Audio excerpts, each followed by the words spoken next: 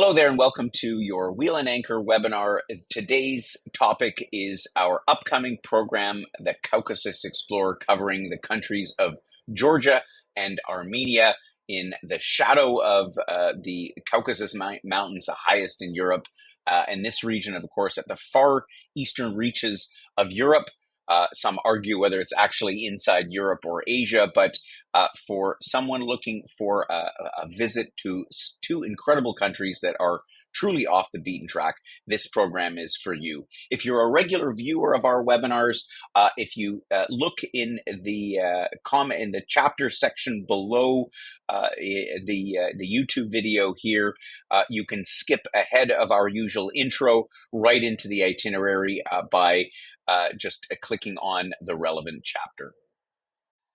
If you're new to our community, a couple of words about who we are at Wheel and Anchor. We are a community of travelers from all across Canada, and our mission is to bring people like you, travelers who are interested in unique, different experiences, and also exploring the world in the company of like-minded people. This is what we're all about. This is how our relatively young organization has grown over the last few years with folks like you see in the images here. And we have a lot of fun, and we travel in highly curated experiences, all organized, designed by myself. And you'll find more about that in this and our other webinars. And what it means for you is the opportunity to become well-traveled and well-connected. Again, two of the hallmarks of Wheel and Anchor. This image here from our first group to Georgia and Armenia back in 2018. You can see a lot of smiling faces here. What you don't see is the copious amounts of food, delicious food, I might say at that. But this is all part of, again, what we're all about here, and the opportunity to really become connected to the places that we visit because we take more time and because we have a group of people that you'll end up calling friends by the end of the trip. All of this is made possible by our team here at Wheel and Anchor. My name is Gordon Dreger. I'm the founder, and as I mentioned before, I'm the curator of all the programs here, but I wouldn't be able to pull this off without a great team of professionals who are located in Canada and all parts of the world.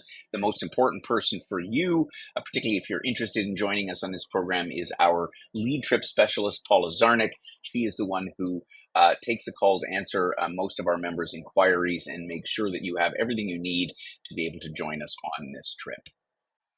And so the agenda for this webinar is to take you on a little digital journey through Georgia and Armenia with a day-by-day itinerary that will communicate some of the highlights of what you can expect on this trip. Looking at the map, our trip actually begins with an arrival in Tbilisi, the capital of Georgia, and we'll be whisked right off to the eastern part of Georgia, specifically what's known as the area of Kakheti or the Alazani Valley. This is the breadbasket, if you will, and also the wine basket of Georgia. It's the oldest winemaking region in the world. We'll be staying in Tsinandali for a few days. We'll then head back to the capital itself for a 4-night stay, and I think it's worth all of the time we'll spend there. We'll then head up into the Caucasus Mountains to a lovely place called Kazbegi, before then passing over to the western part of Georgia, Borjomi, Akhaltsihe, and the Vardzia Caves. We'll then cross over the border into Armenia, spend a couple of nights in Gyumri, the second largest city in that country, before finalizing our trip in the capital of Yerevan. So let's now take a look at some of the highlights of each day of this trip. To get to Tbilisi, as you can imagine, there's no direct flights from Canada, so you'll have to fly via European Gateway. And given that the volume of traffic there is not so great, typically the flights will leave later in the evening European time, which means it's a very early morning arrival in Tbilisi. But no problem, regardless of that.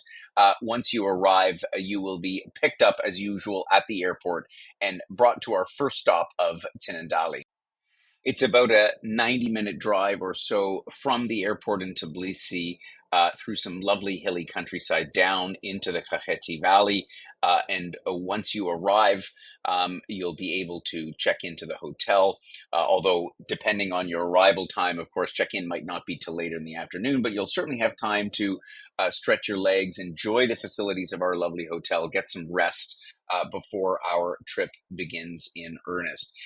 It's quite a small town, but there's lots of places that one can visit nearby, in particular the Finandali Estate, which is a wonderful former residence of Georgian nobility.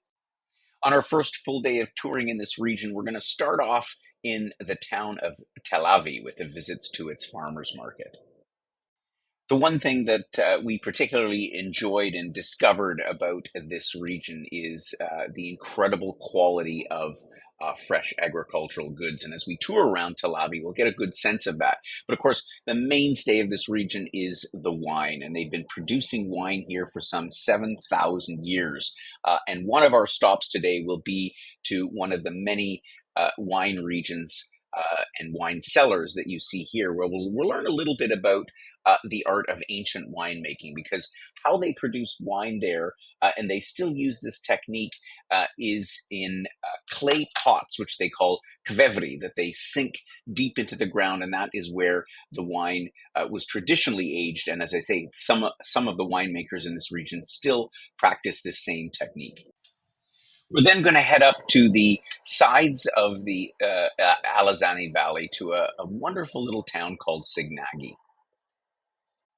Situated at about 800 meters above sea level, Signagi has an incredible view overlooking the Kakheti region, as well as out to the Caucasus Mountains, which here form the border to Azerbaijan and further on to Russia.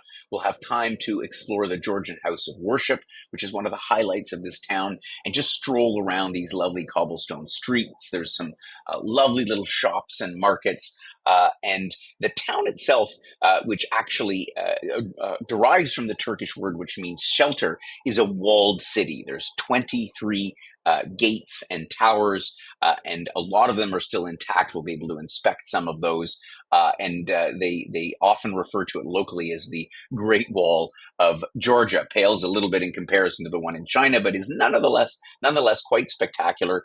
And there's a number of other little sites there. A highlight of the day undoubtedly will be descending back into the valley, where we'll have lunch at Pheasant Tears Winery. We stopped here the last time and had a great instruction on some of these dishes unique to the region. You'll try some food that you've never had anywhere else before, as you will throughout our trip in Georgia, and learn a little bit about local agricultural methods. We're going to continue our trip by leaving Tsinandali and heading back towards the capital of Tbilisi. On arrival, we'll drive right through to the center and make our way to our very well located hotel that is a walking distance to pretty much all of the main sites that you'll want to see. And you'll immediately get what the attraction is to Tbilisi. The city has a long history dating back to the 5th century.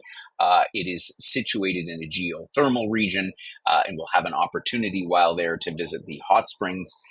And we'll do an orientation tour straight away upon arrival to give you a sense of all of the dichotomies of the city. It's situated at the base of some very tall mountains. In fact, we'll visit the Narikala Fortress, and we'll take a cable car ride that'll take us right up and give us a view, much like you see here, overlooking the whole city. On today's excursion around Tbilisi, we'll go into a little bit more depth, seeing some of the things that this fine city has to offer. When we're in Georgia, particularly here in Tbilisi, we're going to visit a number of churches. And I'm very cognizant that we don't necessarily want to do so-called ABC tours, but what you'll find that what makes the Georgian Orthodox churches particularly special, apart from obviously the intricate design, and we delve into what the differences are to Christian churches from further west. But the location of the churches is often what makes them quite spectacular. And so visiting them, seeing where they're situated in the countryside, overlooking the city, is part of what sets them apart from other spots. Beyond that, we're going to head into town. We're going to visit Maidan Square, another spot where they have a lot of amazing local arts and crafts. We'll visit the Old Town Clock, which was designed as part of the puppet theater and one of the other kind of neat little elements of Tbilisi. There's an art market. And in the afternoon, we're going to head a little bit out of town to visit my friends, the Ascanelli brothers. They have been producing wine for a couple of decades. They're relatively new on the scene, but at the same time, they produce some incredible wines, and they have a terrific little interpretive center that gives demonstrations on how certain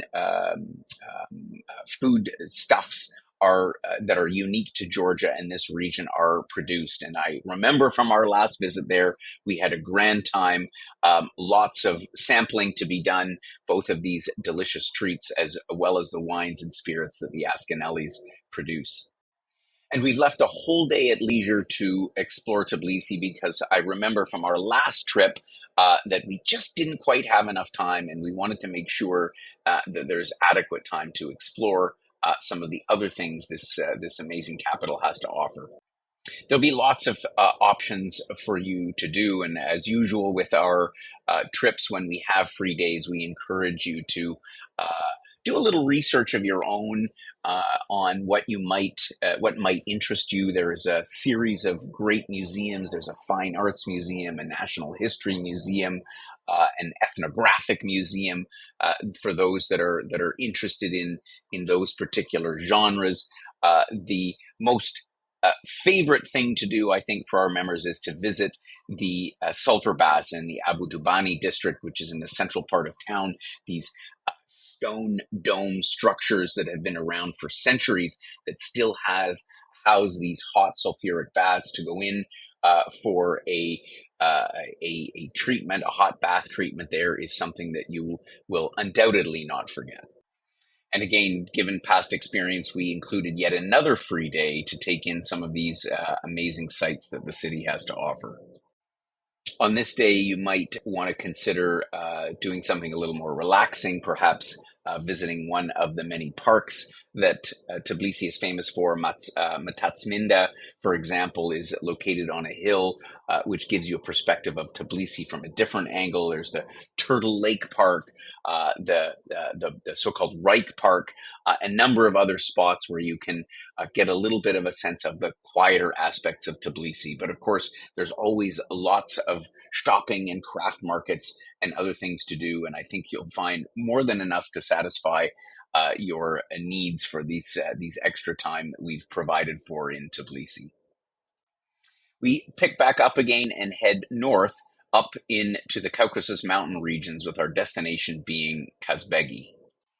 As we leave Tbilisi, you'll immediately see as we head through the foothills of the Great Caucasus Mountains that the scenery will change dramatically, and we'll get into these stunning mountain scenery. We're going to make a couple of stops along the way, amongst others, the UNESCO World Heritage Site of the Javari Monastery, which, as I mentioned, these places, while obviously their religious history is very significant, it's often the location set on top of a hill with commanding views that makes what visiting these places so incredibly special. But of course, our destination is Kazbegi itself, sitting at the base of the 5,000-meter high mountain of the same name. This is a stunning spot where we'll spend 2 nights exploring a little bit of this region. We are here, of course, in the northern part of Georgia, and not far away is the border to Russia. While that might sound a little bit daunting or scary in light of current affairs, actually relations in this part of the world are quite stable and calm. There's regular commerce passing over the border, and we'll go up to the border and have a little bit of a look around and see what life is actually like in between two states. Georgia, of course, formerly a part of the Soviet Union up until its breakup at the end of the 1980s. But one of the highlights for today is going to be taking a winding road up to the Gargetti Trinity Church. You see a photo of it here. In fact, I took this myself with my drone on our visit there. The positioning of this church, once again, makes it particularly special.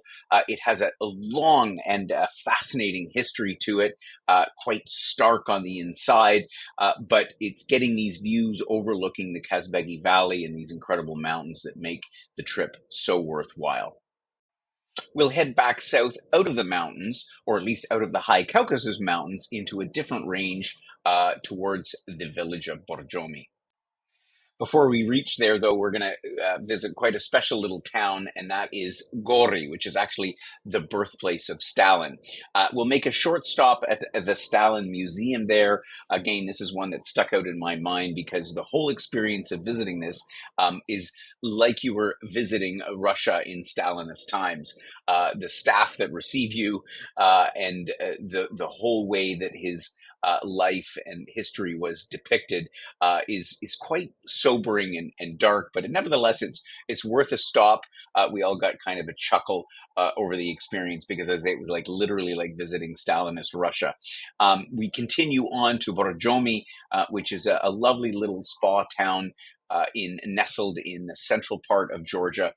It is most famous for its water, its springs, which are locally referred to as a fountain of life. Borjomi water is in fact exported all across Eastern Europe and is quite famous. And so they say if you drink from the springs in Borjomi, you will have an extra long and healthy life. We'll have a nice, relaxing day in Borjomi before our journey continues. We'll have time to visit the Borjomi Karagauli National Park, which is one of the largest and protected nature areas in all of Europe. So we'll spend some time there, and then there'll be time at leisure before we then check out the following day. And on our way to Armenia, we're going to stop here at the Vardzia Caves. This is undoubtedly one of the highlights. You can see our group here from our visit in 2018 with the Vardzia caves in the background.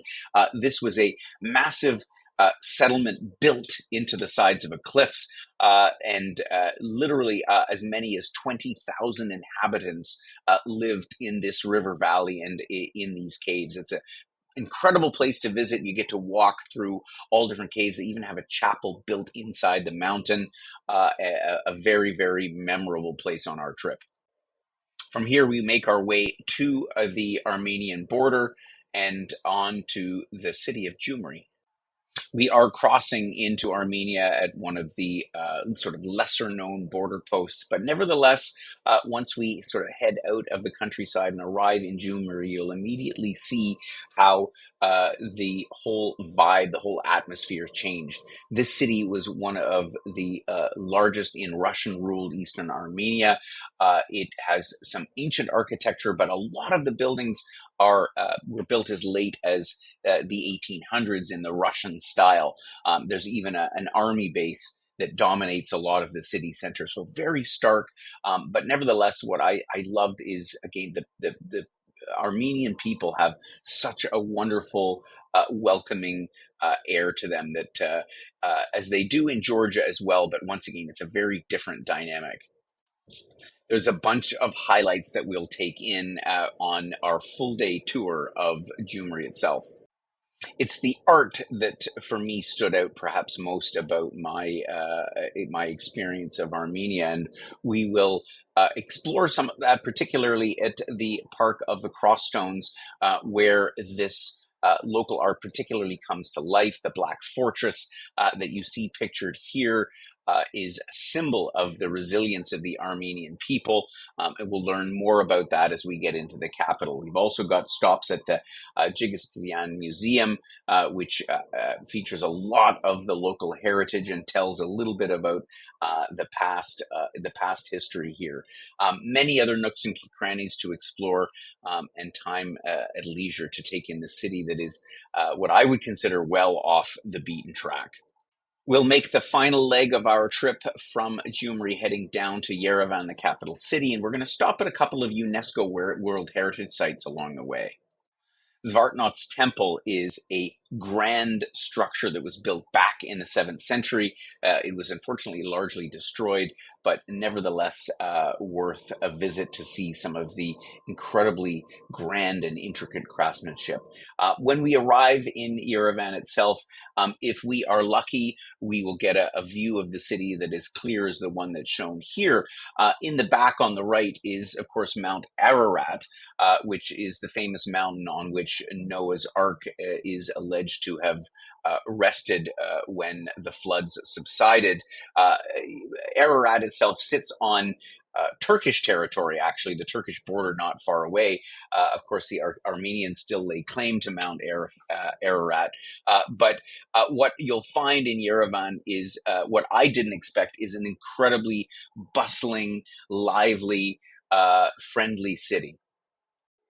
We'll have in total 3 nights in Yerevan. That was, again, an increase in the number from our last trip because there's so much that deserves attention in this wonderful capital.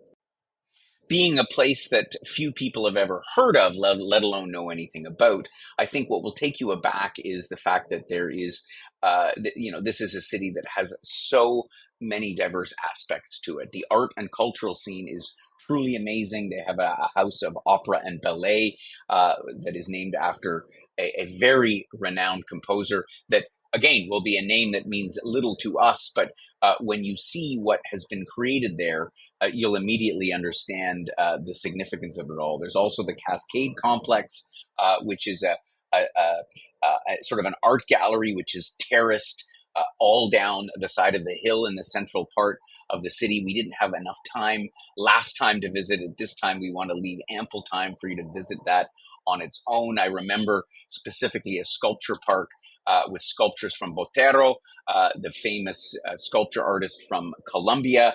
And I'm not entirely sure what the connection is there, but it's just testament to the fact that there is so much on the arts and culture scene here. We'll also visit, of course, the famous Ararat Brandy Factory.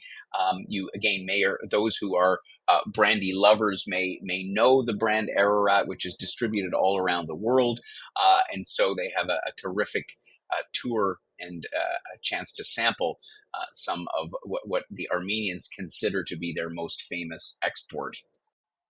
And on our last full day in Armenia, we'll head a little bit outside of town to visit two fascinating little towns of Garni and Geghardt.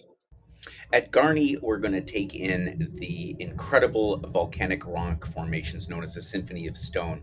These hexagonal formations are very similar to the Giant's Causeway, for those of you who might have visited that in Northern Ireland.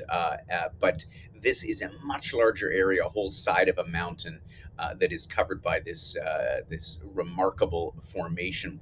From there, we will visit a local traditional Armenian house and be taught the way that they make lavash. And lavash is like the Armenian version of focaccia. It's a traditional flatbread, a thin bread, and we'll carry on to enjoy that with cheese, which is one of the fast food delicacies in Armenia. All in all, it'll be a great day, and we'll get you back to the hotel in good time because our farewell dinner will take place the night before due to an early morning departure. And with that, our trip across Georgia and Armenia will be wrapped up.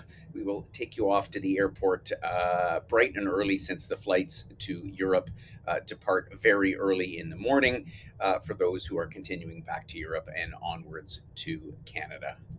Lots more details available about this trip by visiting our website, where you can find a summary of the trip as well as a download link for our detailed trip itinerary that will talk about everything that I've just explained here in great detail. And you can also obtain a copy of our trip-specific reference guide. This is like our FAQ that answers all kinds of logistical questions about the trip and what you need to know in order to make your decision to join us, which I, of course, hope you will do.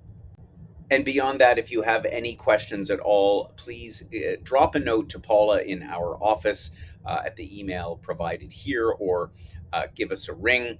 Email tends to be the better way. We have quite a high volume of inquiries at the present time. But either way, if you have any questions that will help you make up your mind as to whether to join us, then we would very much love to hear from you. Thank you for joining us today on this webinar across Georgia and Armenia. This truly is an off the beaten track, wonderful part of the world that deserves your visit. I hope you'll join us.